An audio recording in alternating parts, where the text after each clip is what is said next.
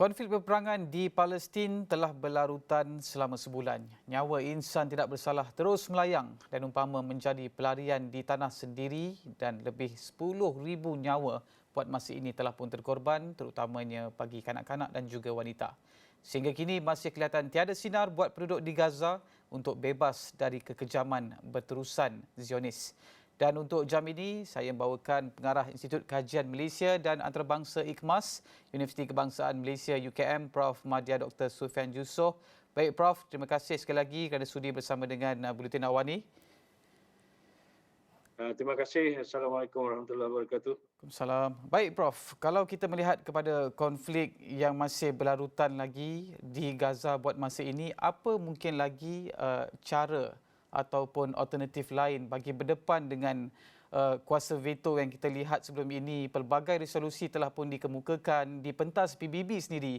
Kita telah pun melihat kelantangan beberapa pemimpin dunia juga telah menyuarakan apa isu yang sedang berlaku dan apa langkah-langkah untuk hentikan kekejaman Israel ini. Tapi sehingga kini kita lihat walaupun koridor kemanusiaan telah pun dibuka, tapi keganasan kematian itu masih lagi berterusan. Jadi apa pandangan Prof melihat kepada situasi ini, ke mana selepas ini peringkat yang paling tinggi yang boleh kita pergi untuk menghentikan kekejaman Israel ini, Prof? Okey, terima kasih. Yang pertama, saya rasa tidak ada gunanya lagi membawa perkara ini ke Pertubuhan Bangsa-Bangsa Bersatu. Kerana kalau kita lihat berbagai cubaan untuk mengadakan resolusi di mesyuarat Security Council ataupun Majlis Keselamatan PBB tidak berhasil.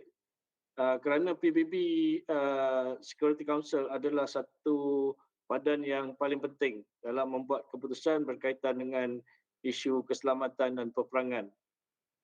Resolusi yang dibuat oleh Persidangan Agung Khas yang diadakan minggu lepas juga tidak mendatangkan sebarang faedah kepada sesiapa. Saya rasa itu amat dikesali kerana Israel yang kita jangkakan minggu lepas cadangan tersebut. Jadi saya rasa sekarang ini apa yang perlu dibuat ialah pihak negara-negara Islam perlu menjalankan satu tindakan yang lebih radikal. Contohnya Jordan telah pun hantar bekalan perubatan dan makanan secara airdrop ataupun menerbangkan bekalan tersebut ke kawasan Gaza. Dan sekarang ini kita lihat pihak Amerika Syarikat khususnya Setiausaha Negara Antony Blinken telah pun mengadakan beberapa pertemuan dengan negara-negara di Timur Tengah. Tetapi pihak OIC ataupun Pertubuhan Negara-Negara Islam masih gagal untuk bertemu.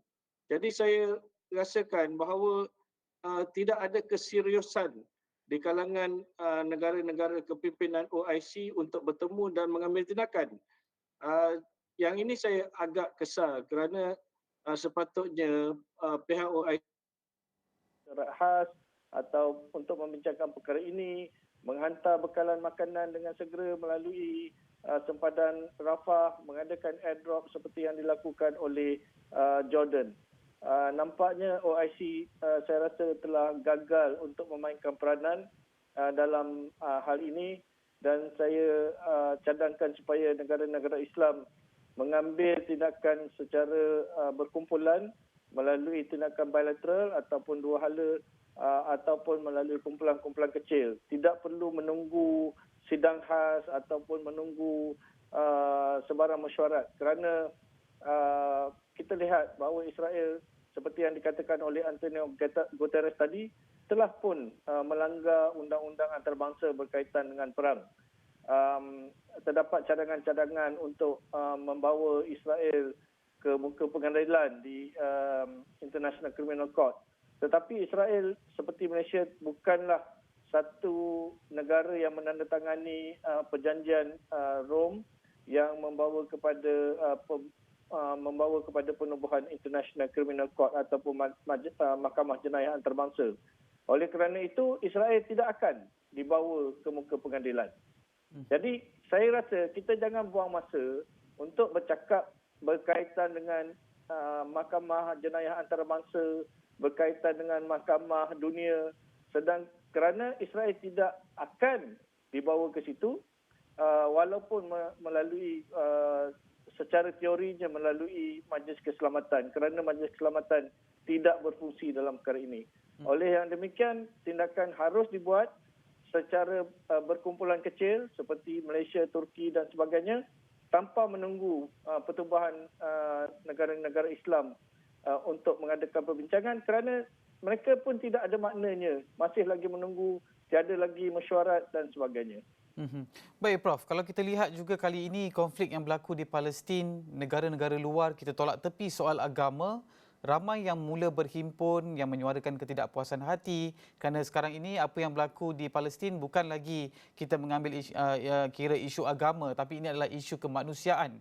Banyak negara-negara di luar yang telah pun berhimpun turun padang menentang keganasan apatah lagi yang diketuai oleh Benjamin Netanyahu sendiri. Dan bagaimana Prof melihat adakah tekanan ini masih tidak cukup dan kita nak mengambil kira juga bagaimana tempoh ketika ini, adakah sudah masanya untuk kita menggerakkan misi kemanusiaan ke Gaza itu sendiri, Prof? Talian saya putus sebenarnya, saya tak dengar. Okey Prof, kalau kita lihat di negara-negara luar sudah banyak negara yang telah pun melakukan demo dan sebagainya menentang kekejaman yang dilakukan oleh Israel ini sendiri, dan kita tak melihat ini satu isu agama dan ini menumpukan isu kemanusiaan. Tetapi adakah ini sudah cukup untuk melihat apa konflik yang berlaku?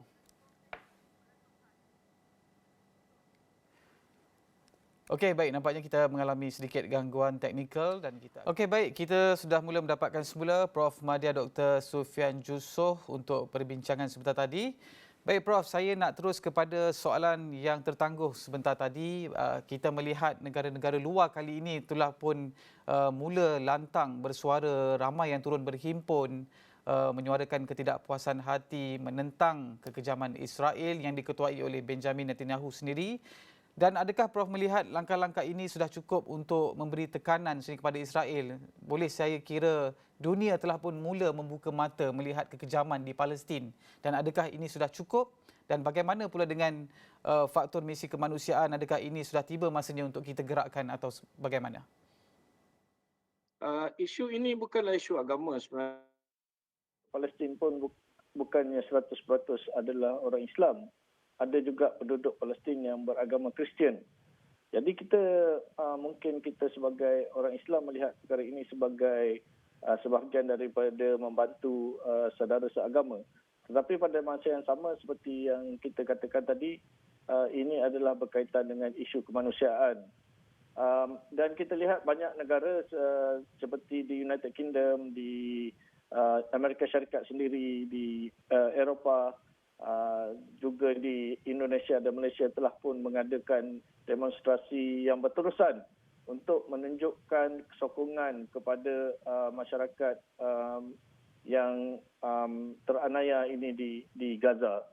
Dan kita lihat bahawa suara masyarakat antarabangsa, khususnya beberapa negara yang telah pun memutuskan hubungan dengan Israel seperti Chile, dan beberapa negara di Amerika Latin. Jadi ini menggambarkan bahawa terdapat satu perubahan sikap yang besar di kalangan negara-negara yang memandang berat tentang masalah yang dihadapi oleh masyarakat Palestin. Dan pada masa yang sama, pihak berkuasa di Amerika Syarikat dan juga di United Kingdom, dua negara yang betul-betul menyokong Israel juga menunjukkan satu perubahan sikap di mana mereka bimbang tentang keadaan yang berlaku yang berterusan sehingga lebih pada 10,000 penduduk di Gaza telah pun meninggal dunia akibat daripada serangan yang berterusan. Tetapi saya rasakan bahawa apa juga tindakan yang diambil secara demonstrasi dan sebagainya tidak memberikan kesan langsung kepada Israel. Walau bagaimanapun mengikut kajian yang saya lakukan 2-3 hari ini, bercakap dengan rakan-rakan dan juga melalui kajian media, didapati bahawa politik di Israel juga sekarang ini agak tegang kerana terdapat golongan tertentu yang tidak menyokong tindakan ganas yang diambil oleh Benjamin Netanyahu. Dan kemungkinan besar mereka akan mengadakan sedikit tekanan kepada Benjamin Netanyahu untuk mengendurkan keadaan yang berlaku di Palestin. Tetapi oleh kerana kerajaan ini adalah kerajaan yang the far right ataupun sayap kanan, yang paling kanan di dalam sejarah politik Israel, maka agak berat untuk Benjamin Netanyahu mengendurkan keadaan di situ.